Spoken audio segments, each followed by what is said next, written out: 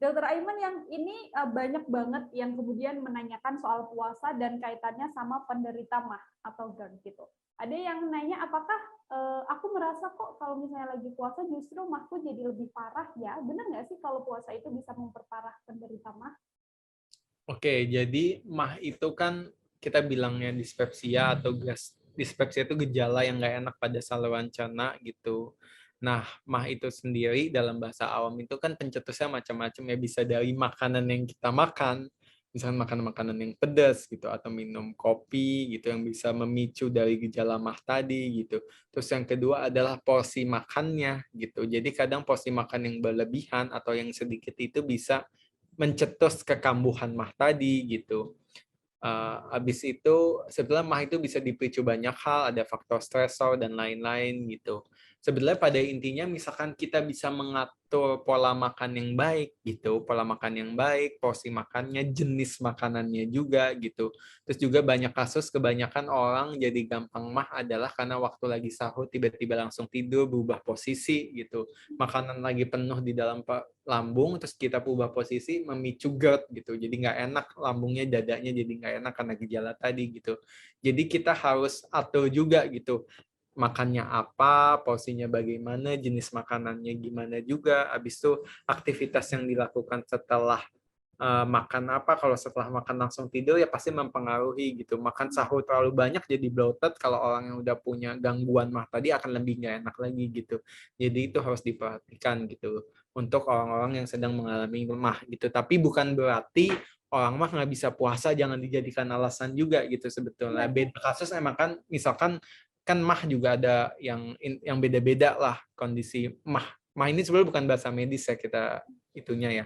Jadi yang mengalami gejala-gejala MAH nih tergantung juga, misalnya udah konsultasi dokter emang nggak disarankan puasa dulu karena kasus-kasus tertentu ya boleh gitu. Tapi misalkan cuma MAH-MAH aja yang kadang-kadang jarang, jangan jadikan ini sebuah alasan untuk tidak berpuasa. Bisa kok, kita harus lebih pintar gimana cara biar nggak mencetus si gejala-gejala MAH tadi gitu, Nila the Tribunals. Bukan jadi alasan MAH, jadi alasan untuk tidak puasa. Karena puasanya wajib ya, Dokter Aiman. Puasanya wajib. Tapi emang kalau misalkan pas lagi puasa kebetulan gejalanya mengganggu banget ya nggak ada salahnya juga, namanya juga sakit ya gitu. Tapi setelah itu kita harus belajar apa nih kira-kira yang bisa mencetus dari kekambuhan MAH tadi gitu. Pasti kan biasanya orang yang kebiasaan MAH kan pasti ada kayak, oh nih mungkin kan habis makan ini nih, atau habis Ya, makan kebanyakan, mereka kan akan sadar akan hal itu. Jadi itu jadi pembelajaran ke depannya kira-kira apa yang bisa memicu MAH, nah itu yang dihindari gitu. kalau untuk buka puasa dan sahur sendiri, makanan-makanan yang sebenarnya bisa memicu MAH tuh diantaranya kayak contohnya apa, Dokter Aiman? Makanan pedas itu bisa memicu MAH gitu. Terus kopi juga memicu asam lambung dan lain. Makanan pedas bisa memicu naiknya asam lambung juga gitu. Habis itu yang asid-asid, misalkan yang asid yang asam-asam juga bisa memicu. Santan juga bisa gejala MAH tadi gitu. Gejala MAH ini nggak selalu itu loh. Nggak selalu apa tuh namanya, nyeri perut, kan mikirnya MAH itu selalu nyeri perut. Gejala MAH atau dispepsia tuh gejala-gejala di saluran cerna. Berarti bisa juga jadi bloated atau gas yang perut jadi nggak enak, itu juga gejala MAH gitu. Jadi bukan cuman makanan-makanan yang memicu nyeri perut, tapi makanan-makanan yang bisa juga bikin kita bloated atau nggak enak perutnya, itu juga termasuk gejala MAH gitu. Ada terus minuman berkarbonasi, soda dan lain-lain itu juga memicu gejala jadi gasnya banyak dan nggak enak gitu.